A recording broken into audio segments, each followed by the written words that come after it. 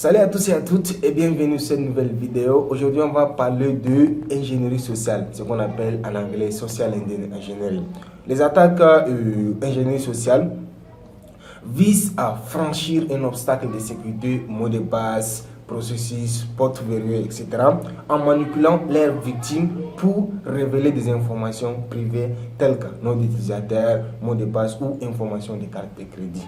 Ces attaques, ce sont des attaques psychologiques qui se basent sur la faiblesse de l'être humain.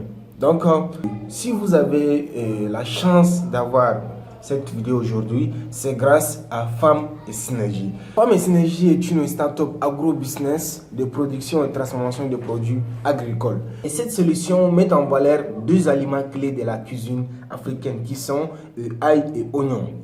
Dans Femmes et Synergie, on peut avoir purée d'ail, oignon en poudre, poudre de gingembre frais, piment en poudre, purée de piment et les 7 épices. En plus de cela, avec le confinement et autres, donc vous pouvez rester à la maison et commander sur le numéro qui s'affiche ici au 235.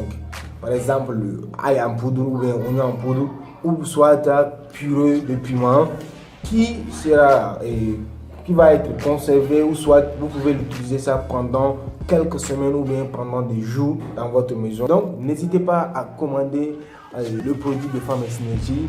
Ce sont des produits authentiques et vraiment bien propres et bien traités. Donc vous pouvez faire la commande en appelant ce numéro qui va s'afficher tout à l'heure ici, et vous aurez vos produits en 24 heures de temps.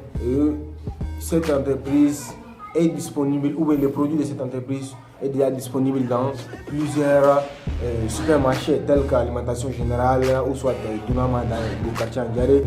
Je vous conseille d'aller goûter leurs produits.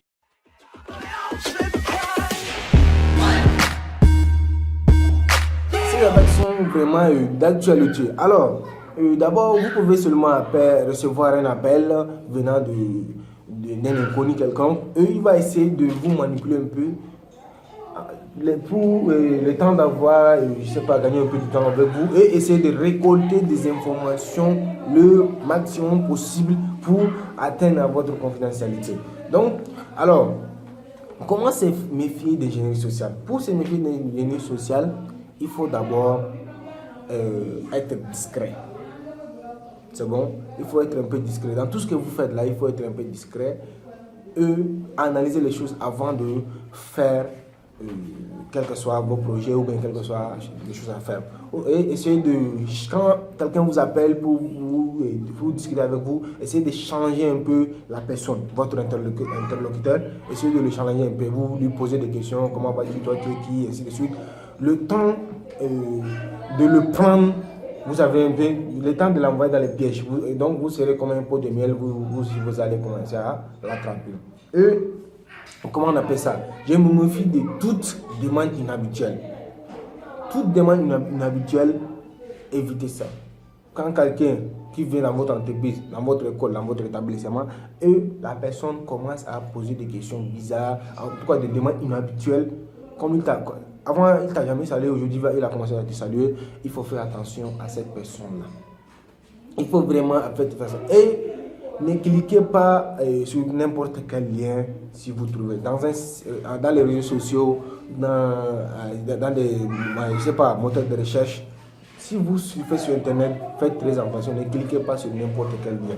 Mais même si vous cliquez sur certains liens, les formulaires qui vont s'afficher. Parce que si par exemple, avec hameçonnage, je peux attaquer quelqu'un simplement. Il envoie un email, la personne ouvre l'email sur son ordinateur. Je ne sais pas, il y aura un document PDF ou soit un document Word. Dès que la personne ouvre le document, automatiquement, moi, je prends ça, l'attaque de ransomware. Automatiquement, je chiffre toutes ces informations. Alors que dans ces documents, il y a un code malveillant qui est là. C'est ça qu'on appelle cheval de Troie. Le cheval de Troie, lui, ce n'est pas une menace. Mais lui, c'est comme une valise, voilà, et remplie de virus à l'intérieur. Dès que la personne ouvre le document, automatiquement, moi je vais chiffrer, c'est mon code, donc je chiffre l'information de l'entreprise ou l'information de cette personne-là, eux, je vais commencer à faire des chantages. Si vous ne payez pas telle somme d'argent, vous n'allez pas avoir la clé pour avoir vos données. Donc, vous serez obligé de passer à la restauration, ainsi de suite, ou soit réinitialisation de votre système. Donc, c'est un peu ça. Donc, ne cliquez pas sur n'importe quel lien, que ce soit sur les réseaux sociaux, que ce soit sur un moteur de recherche, que ce soit dans votre entreprise. Si vous ne connaissez pas la provenance d'un lien, ne cliquez pas dessus. Même si vous cliquez, si par exemple un site, les sites peuvent être HTTP, HTTPS, ainsi de suite, mais les formulaires que vous allez remplir à l'intérieur, là, faites attention. Dans les doutes, j'alerte. Dans les doutes, il faut alerter, c'est pas les responsables, ou soit c'est les responsables, on alerte souvent, donc ou soit la police. Si par exemple quelqu'un vient chez vous, l'ingénierie sociale peut être pas forcément, parce que ça peut être informatique et ça peut être dans d'autres domaines aussi. Moi, je peux voler vos informations, pas informations, je peux aller vous voler à la maison. Par exemple, vous avez acheté une nouvelle voiture, je peux aller avoir les informations, je vais rassembler les informations pour comment vous attaquer. Par exemple, je peux passer par un mendiant, voilà. Excusez-moi, je n'ai pas où à dormir, excusez-moi, je n'ai pas ni, je ne sais pas où je vais dormir aujourd'hui, ainsi de suite. Là, vous allez avoir pitié de moi et vous allez me prendre pour aller m'héberger. Voilà, m'héberger. Et du coup, quand vous êtes endormi, bim, je casse la porte, je prends votre voiture. Donc, l'ingénierie sociale peut être partout. Dans tous les domaines, peut-être partout. Donc, dans les doutes, j'alerte. Alors, comment, ça c'est manuel. Comment on peut détecter quels sont les symptômes d'ingénierie sociale de quelqu'un qui veut nous attaquer psychologiquement? D'abord, il y a ce qu'on appelle l'autorité. Si vous avez une personne à côté de vous et cette personne-là qui est toujours autoritaire, moi là, non, je ne fais pas ça, non, faites attention à cette personne-là. Eux, les demandes étranges. Si la personne vous demande des choses comme c'est quoi votre date de naissance, vous êtes né où, ainsi de suite, ne répondez pas.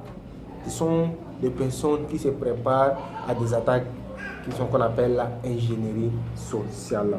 L'excès de gentillesse. Il faut faire très attention à la personne qui est très gentille. C'est vrai, la gentillesse est bon, mais pas dans une entreprise, pas dans le business, pas dans les réseaux sociaux. Il n'y a pas de gentillesse dans ça. Quelqu'un qui vient, il va commenter tout chaque jour et tout ce que toi tu partages. Mais moi je t'aime beaucoup, ainsi de suite. Évitez ça. Ou soit comment on appelle ça? L'excès de gentillesse au niveau de l'entreprise. À chaque fois, ou soit à l'école, à chaque fois la personne t'achète de pain, la personne est calme, évitez cette personne-là. Il faut bien étudier avant de faire des trucs. Donc c'est un peu ça. Merci beaucoup. C'était le docteur de l'ordinateur avec vous, Oumar Dessène ensemble. Et si vous n'êtes pas encore abonné à ma chaîne, cliquez ici pour vous abonner. Et très bientôt.